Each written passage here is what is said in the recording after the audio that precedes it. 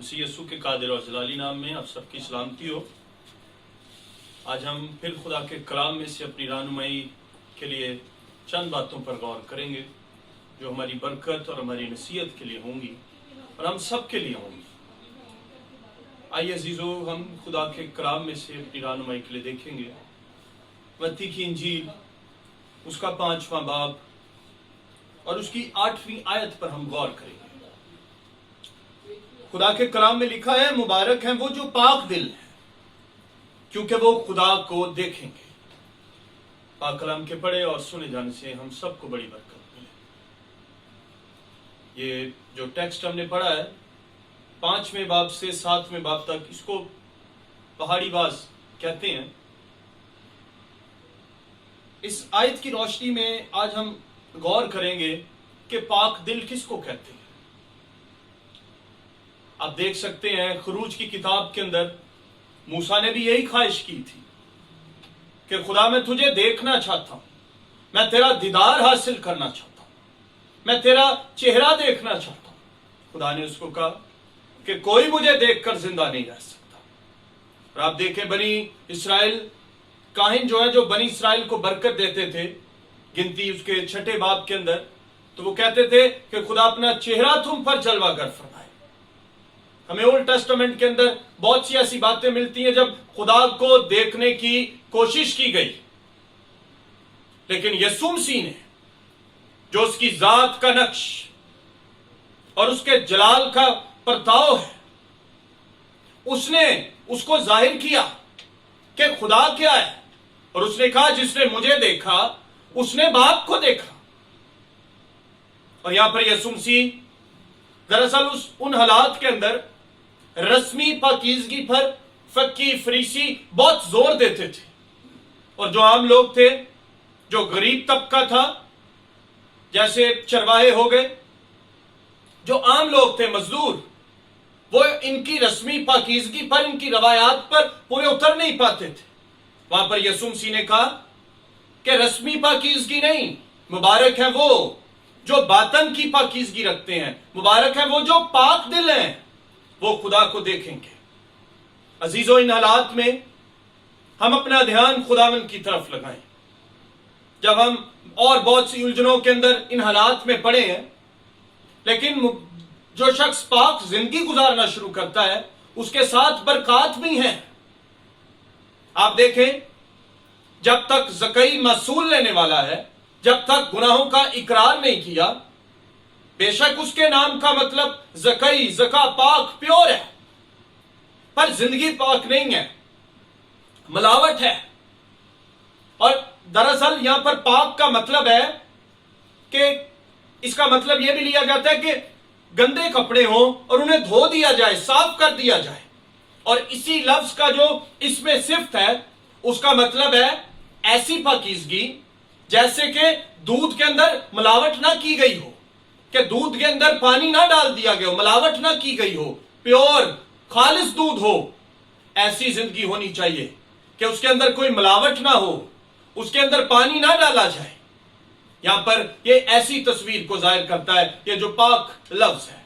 تو آپ دیکھیں، زکئی بے شک محصول لینے والا ہے، بہت پیسہ ہے، بہت روپیہ ہے، لیکن یسوع مسیح کو دیکھنے کی کوشش کی اس نے۔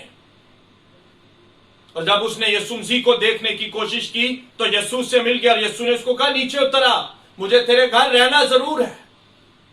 اور وہی شخص جو لوگوں سے محصول لیتا ہے، ٹیکس لیتا ہے اور اپنے خزانے بھرتا ہے، جب یسوع مسیح اس کے گھر کے اندر اتر آیا، وہی شخص نے اقرار کیا، تبدیلی آ گئی۔ دیکھیں خداوند کو دیکھنے کی، خدا کو دیکھنے کی برکات کیا ہے۔ جب اس نے دیکھ لیا مسیح کو تو اس نے کہا جس کا میں نے ناک لیا ہے میں اس کو چوگنا ادا کروں گا۔ یسوع مسیح نے کہا یہ بھی ابراہم کا بیٹا ہے، کیونکہ ابن آدم کھوئے ہوں کو ڈھونڈنے اور نجات دینے آیا۔ جو شخص پاک زندگی گزارنا شروع کر دیتا ہے وہ خداوند کو دیکھ لیتا ہے، خدا کو دیکھ لیتا ہے۔ اور جو ناپاک زندگی گزار رہے ہیں، جن کے دلوں کے اندر ناپاکی ہے، دراصل وہ خدا کو نہیں دیکھ سکتے، وہ ابھی تک کھوئے ہوئے ہیں، بھٹکے ہوئے ہیں۔ عزیزو، آئیے ہم ان حالات میں ہم خداوند کی پاکیزگی حاصل کریں۔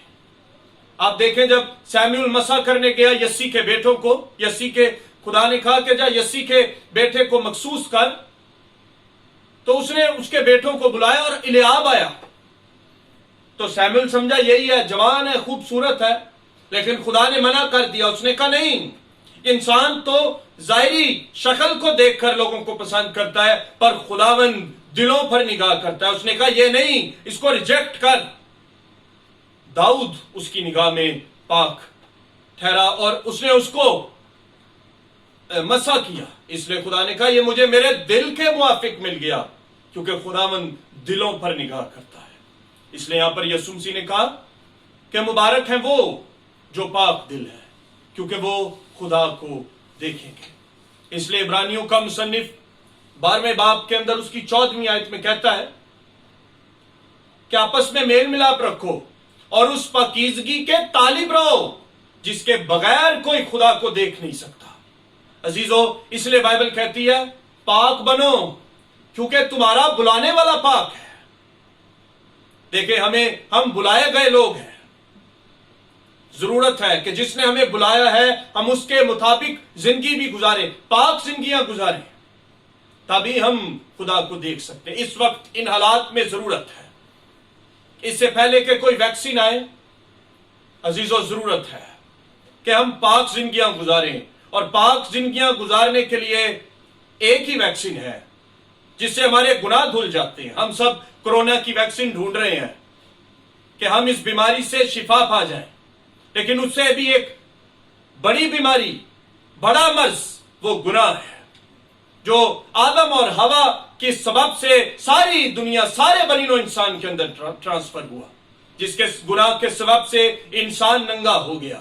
لیکن اس ننگے پن کو ڈھانپنے کے لیے خدا کا بیٹا یسوع اس زمین پر مجسم ہوا، اور جس نے اسے دیکھ لیا اس نے کہا جس نے مجھے دیکھا اس نے باپ کو دیکھا. دراصل اس نے آ کر ہماری دوستی اور دشمنی کی دیوار کو ہٹا کر ہمارا ہاتھ اس نے خدا کے ہاتھ میں دے دیا. عزیزو، آئیے، یوسایا جیسے کہتا ہے کہ نجات کے کپڑے پہن لو، اور پھر یوحنا کے خط میں لکھا ہے اور کسی دوسرے کے وسیلے یوحنا کے خط میں لکھا ہے کہ اس کے بیٹے یسوع کا خون ہمیں تمام ناراستی سے پاک کرتا ہے، اور کسی دوسرے کے وسیلے سے نجات بھی نہیں، کیونکہ ایک ہی ہے جس کی اپنی ذات میں گناہ نہیں، وہی مجھے اور آپ کو پاک صاف کر سکتا ہے. عزیزو، آئیے ہم اس پاکیزگی کے طالب رہیں. اگر ہم خداوند کو دیکھنا چاہتے ہیں، اس کا دیدار حاصل کرنا چاہتے ہیں، اس کی حضوری سے لطف اندوز ہونا چاہتے ہیں، تو عزیزو آئیے ہم اپنی زندگیوں کو پاک کریں. ان حالات میں صرف ایک ہی امید ہے میری اور آپ کی، اور وہ خدا ہے. اس کے بغیر ساری دنیا میں نا امید کر سکتی ہے. لیکن آئیے ہمارے گھروں میں آج خداوند آئے، ہماری زندگیوں میں آئے، اور وہ تب آئے گا جب ہم پاک زندگیاں گزاریں گے. اس لیے داؤد کہتا ہے مجھے پاک دل عطا کر. آئیے ہم اپنے اپنے گناہوں کا اقرار کریں اور یسوع کے خون کو مانگیں تاکہ ہم اس کا دیدار حاصل کر سکیں، اس کی حضوری ہمارے گھروں کے اندر ٹھہر سکے. آئیے اپنے سروں کو جھکائیں گے اور ہم دعا کریں گے.